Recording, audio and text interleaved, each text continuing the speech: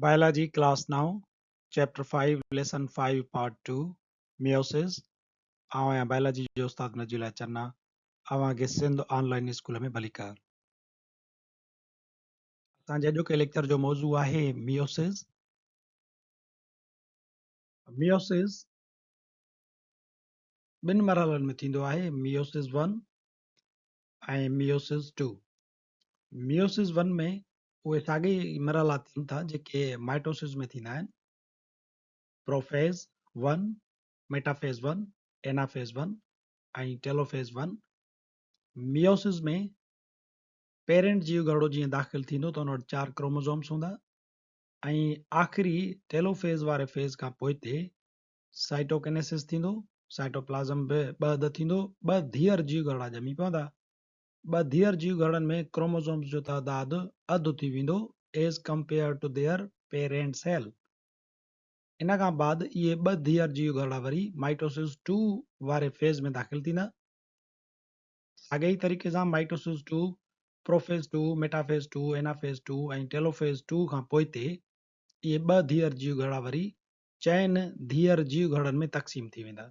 हाणे चइनि धीअर जीव घरड़नि में ॾिसो त क्रोमोज़ोम जो तइदादु आहे 2, पर उन्हनि जे पेरेंट सेल में क्रोमोज़ोम जो तइदादु हुयो 4. इन जे करे असां मायोसिस खे रिडक्शनल सेल डिवीजन जो प्रोसेस चवंदा आहियूं, यानी उन में क्रोमोज़ोम जो तइदादु रिड्यूस थी वेंदो आहे. सो असां मियोसिस खे शुरू कंदासीं उन जे फेज़ प्रोफेज़ 1 खां. प्रोफेज़ 1 लॉन्गेस्ट फेज़ इन meiosis.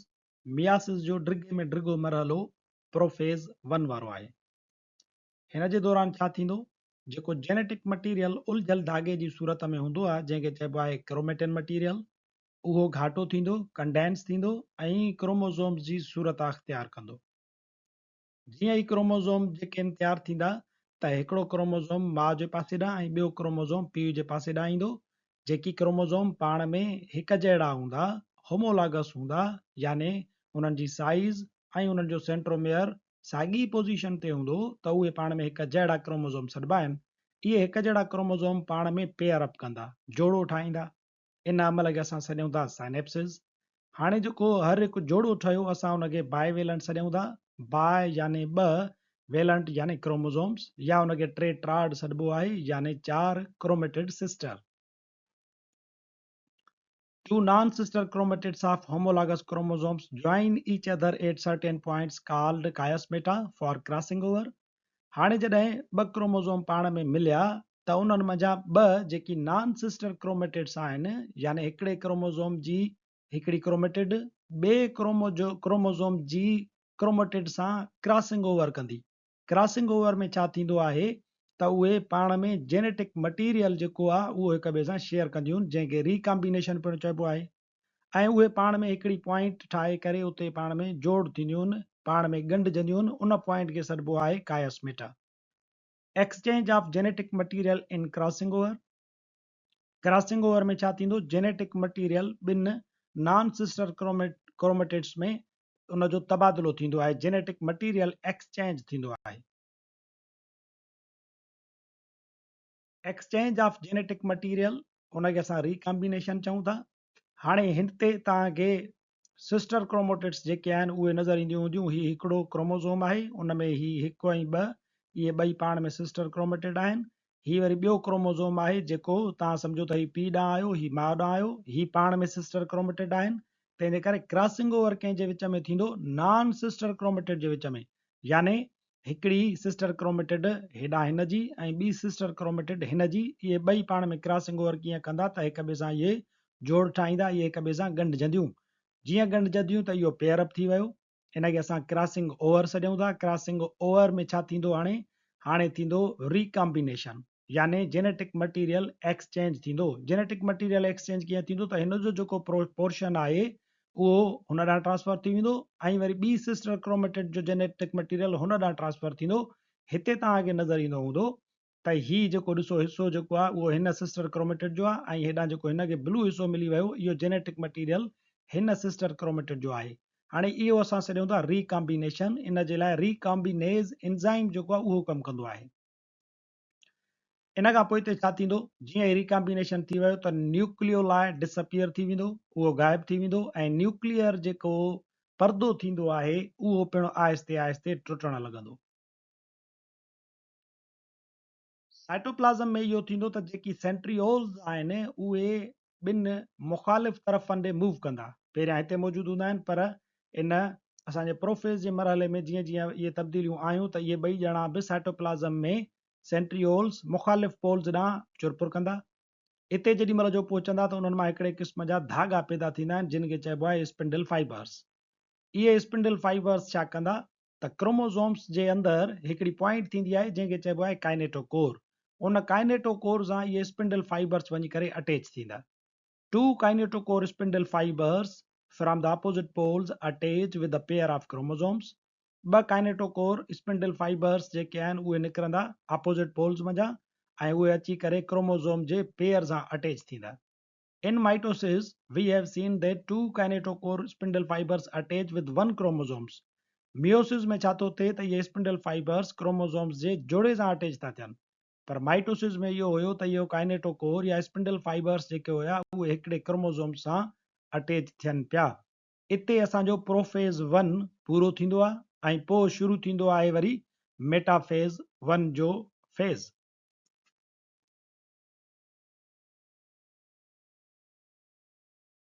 Metaphase 1 starts when the tetrads are at the center of the cell. हाणे जीअं ई तव्हां जूं स्पिंडल फाइबर्स अचे क्रोमोज़ोम सां अटैच थियूं त उहे उन्हनि खे छा कंदो, लाइन अप कंदा जीव घड़ जे खते इस्तवा वटि, यानी जीव घड़ जे बिल्कुलु विच ते क्रोमोज़ोम्स खे जमा कंदा आहिनि। इतां मेटाफेज़ 1 स्टार्ट थो थिए। The tetrads have stayed together, which ensures that each cell will get one chromosome from each homologous pair during the first division. हाणे ही जेको टेट्राड आहे यानी क्रोमोज़ोम जो जोड़ो उहो बिल्कुलु विच ते बीठो आहे, त यानी इन ॻाल्हि मां इहा साबिती थिए थी, इहो यकीन थिए थो त जीअं ई इहे स्पिंडल फाइबर्स इन्हनि खे छिकींदा त इन जोड़े मंझां हिकिड़ो क्रोमोज़ोम हिन पोल ॾे हलियो वेंदो ऐं ॿियो क्रोमोज़ोम हिन पोल ॾांहुं हलियो ईंदो। The chromosomes remain at the center of the cell until the homologous pairs are ready to move away from each other. इहो क्रोमोज़ोम्स जो जेको पेयर आहे उहो इन विच ते ई रहंदो जेसीं ताईं वञी करे इन्हनि खे इहे स्पिंडल फाइबर्स छिके ऐं अलॻि कनि।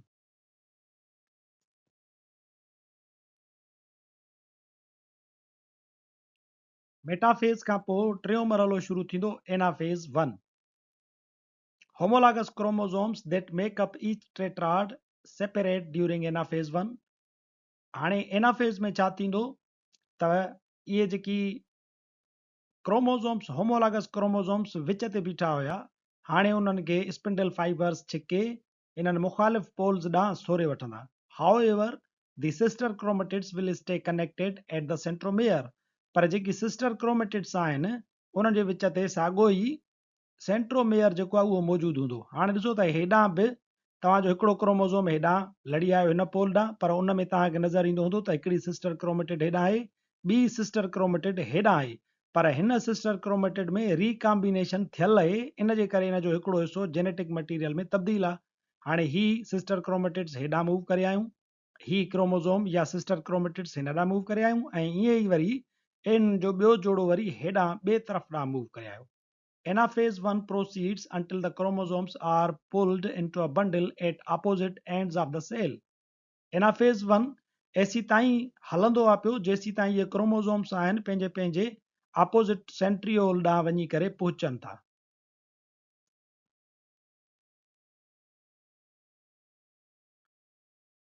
एनाफेज़ 1 खां पोइ आख़िरी फेज़ आहे टेलोफेज़।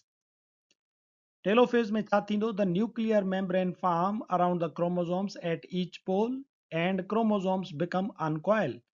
हाणे जीअं ई इहे क्रोमोज़ोम्स तव्हांजे पोल्स वटि पहुता त इन्हनि जे चौधारी न्यूक्लियर मेम्ब्रेन वरी ॿीहर ठहणु शुरू थींदी ऐं इहे क्रोमोज़ोम्स जेके आहिनि जेकी हिते तव्हांखे वेढ़ियल नज़र अचनि पिया, हाणे उहे खुली साॻियो ई एक्स शेप वारी सूरत अख़्तियार कंदा। द न्यूक्लियोलस रीअपियर्स एंड दस टू डॉटर न्यूक्लाई फॉर्म्ड। हाणे न्यूक्लियोलस वरी ज़ाहिर थींदो ऐं तव्हांजा ॿ धीअर मर्कज़ हाणे हिते तयारु थी विया आहिनि। हिते टेलोफेज़ 1 सां गॾु कैरियोकिनेसिस यानी मर्कज़ जे विराइजण वारो जेको मरहलो आहे उहो पूरो थिए थो। हिन खां बाद छा थींदो त साइटोकिनेसिस जो अमल थींदो। हिननि मर्कज़नि जे चौधारी वरी साइटोप्लाज़म पिणु विराइजी वेंदो ऐं ईअं ॿ डाटर सेल्स ॿ धीअर जीव घड़ा ठही पवंदा। Cytokinesis. Telophase may or may not be accompanied by cytokinesis and daughter cells formation. Cytokinesis जेको आहे टेलोफेज खां बाद साइटोकिनेसिस जो मरहलो थींदो या वरी इंटरकिनेसिस थींदो आहे। साइटोकिनेसिस में छा थींदो त टेलोफेज में इहे ॿ धीअर जेके मर्कज़ हुया उहे ठही चुका आहिनि। हाणे आहिस्ते आहिस्ते छा थींदो त इनवर्ड इहा जेका ॿाहिरीं सेल मेम्ब्रेन हुई उहा मूव थींदी ईंदी ऐं उहा टुटंदी टुटंदी ॿिनि वरी धीअर जीवघड़नि में उहा तब्दील थी वेंदी आहे। ईअं ॿ डाटर सेल्स जेके आहिनि उहे तयारु थींदा आहिनि। या वरी ईअं थी सघे थो त हाणे मायोसिस 1 खां पोइ ते हिकिड़ो फेज़ थींदो आहे जंहिंखे असां चऊं था interkinesis. After meiosis 1 both haploid daughter cells enter a period of rest known as interkinesis or interphase 2. Meiosis 1 जॾहिं पूरो थींदो त ॿ हेप्लाइड डाटर सेल्स तयारु थी चुका हूंदा ऐं उन्हनि खां पोइ हिकिड़ो वक़फ़ो ईंदो आहे जंहिंखे असां चऊं था इंटरकिनेसिस या interphase 2. The interphase 2 is different from the interphase of mitosis and meiosis 1. There is no S phase and so there is no duplication of chromosomes during this stage. Interphase 2 जेको आहे उहो माइटोसिस वारे इंटरफेज खां या meiosis 1 खां मुख़्तलिफ़ थींदो आहे। इन इंटरफेज में सिंथेसिस फेज़ नाहे थींदो छो त इन जे दौरान का बि क्रोमोसोम्स जी डुप्लीकेशन कोन थींदी आहे। हाणे साइटोकिनेसिस थी वियो। इहे ॿ धीअर जीव घड़ा हेप्लाइड जेके आहिनि उहे तयारु थिया। इहे हाणे मियोसिस 2 में दाख़िल थींदा। Second meiotic division meiosis 2. The second meiotic division is actually the meiotic division which divides each haploid cell formed during meiosis 1 into two daughter haploid cells. हाणे असांखे जेके मायोसिस 1 में ॿ धीअर जीव घरड़ा मिलिया उहे मायोसिस 2 में दाख़िल थींदा ऐं मायोसिस 2 में उहे ॿ धीअर जीव घरड़ा वरी जेके आहिनि अॻिते हली करे पाण टुटंदा त उन्हनि मंझां वरी असांखे 4 जेके आहिनि टोटल उहे धीअर जीव घरड़ा मिलंदा आहिनि जेके पिणु हेप्लाइड सेल हूंदा आहिनि। मायोटिक डिवीजन जेको आहे उहो 2 वारो असां उनखे पिणु साॻियो ई चइनि स्टेप्स में विरायूं था। प्रोफेज 2, मेटाफेज 2, एनाफेज 2 ऐं टेलोफेज 2। प्रोफेज 2 दी स्पिंडल फाइबर्स आर फॉर्म्ड। हाणे टेलोफेज 1 खां असांखे ॿ धीअर जीव घड़ा जेके आहिनि उहे मिलिया आहिनि जेके हेप्लाइड आहिनि। हाणे प्रोफेज 2 शुरू थींदो। प्रोफेज 2 में छा थींदो स्पिंडल फाइबर्स जेके आहिनि उहे ठहण लॻंदा। The nuclear membrane and the nucleolus disappear. Nuclear membrane ऐं न्यूक्लियोलस जेको आहे उहो गुम थी वेंदो। स्पिंडल फाइबर्स ठहिया, न्यूक्लियर मेम्ब्रेन गुम थी वियो, न्यूक्लियोलस पिणु डिसअपियर थी वियो। हाणे जीव घड़ो मेटाफेज 2 में ईंदो। मेटाफेज 2 जे दौरान इहो थींदो त स्पिंडल फाइबर्स जेके ठहिया उहे क्रोमोसोम सां अची करे अटैच थींदा उन्हनि जे सेंट्रोमियर वारे पॉइंट ते। सेंट्रोमियर वारे पॉइंट ते उन्हनि सां अटैच थी करे उन्हनि खे जीव घरड़े जे विच ते यानी उन्हनि जे खते इस्तवा वारी पॉइंट ते उन्हनि खे गॾु कंदा। Each chromosome attach with separate fibre of spindle. हाणे हर हिकु क्रोमोसोम जेको आहे उहो अलॻि अलॻि धागे सां अटैच थींदो। असांजो टियों मरहलो आहे एनाफेज 2। एनाफेज 2 में छा थींदो The chromatids are pulled apart by the spindle fibers. Spindle fibres chromosome सां अटैच थिया हुया। हाणे हिन फेज़ में एनाफेज में उन क्रोमोसोम खे ॿिनि क्रोमेटिड सिस्टर्स में टोड़ींदा ऐं उन्हनि खे अलॻि अलॻि कंदा। जीअं ई इहा क्रोमेटिड सिस्टर अलॻि थी त हाणे हिन क्रोमेटिड खे या हिन क्रोमेटिड खे तव्हां क्रोमेटिड न पर क्रोमोसोम छॾींदा या हिनखे तव्हां डाटर क्रोमोसोम छॾे सघो था। The chromosomes move apart to opposite ends of the cell. हाणे इहे ॿई जेकी क्रोमोसोम नवां ठहिया इहे पंहिंजे ऑपोजिट पोल्स ॾांहुं सफ़र शुरू कंदा। आख़िरी फेज़ आहे टेलोफेज़। टेलोफेज़ जे दौरान छा थींदो दी स्पिंडल फाइबर्स डिसअपियर कंप्लीटली। हाणे स्पिंडल फाइबर्स जेके आहिनि उहे मुकमल तौर ते पाण डिसअपियर थी वेंदा गुम थी वेंदा and chromosomes begin to uncoil ऐं क्रोमोसोम्स जेके आहिनि हाणे उहे अनकॉइल थींदा खुलंदा। They become longer and indistinct and form group at each pole. हाणे उहे डिघा थींदा ऐं पंहिंजो पंहिंजो ग्रुप अलॻि अलॻि पोल्स ते ठाहींदा. Around each group nuclear envelope is formed. हाणे हर हिकु ग्रुप जे चौधारी वरी न्यूक्लियर मेम्ब्रेन जेको आहे उहो तयारु थियणु लॻंदो ऐं न्यूक्लियोलस पिणु तयारु थियणु लॻंदो. After the karyokinesis in each haploid meiotic cell, the cytokinesis, for example, division of cytoplasm occurs and thus 4 haploid cells are formed. हाणे छा थींदो तव्हांजे टेलोफेज में जीअं ई इन्हनि क्रोमोसोम्स जे चौधारी न्यूक्लियर मेम्ब्रेन ठहियो त पोइ आख़िरी प्रोसेस थींदो वञी करे साइटोकिनेसिस जो. साइटोकिनेसिस में छा थींदो त ॿाहिरि जेको साइटोप्लाज़म आहे उहो पिणु इन्हनि मर्कज़नि जे चौधारी विरहाइजंदो. ईअं इहे जेके ॿ तव्हांजा धीअर जीवघड़ आया हुया हाणे उहे चइनि धीअर जीवघड़नि में तब्दील थी वेंदा. इहे पिणु हैप्लाइड ई आहिनि. असांजो अॼोको लेक्चर मियोसिस 1 ऐं मियोसिस 2 यानी मियोसिस जे मुकमल तारुफ़ सां गॾु त पुॼाणीअ ते पहुचे थो. वरी हाज़ुर थींदासीं नए लेक्चर सां गॾु. तेसिताईं ॾिसंदा रहो सिंध ऑनलाइन स्कूल.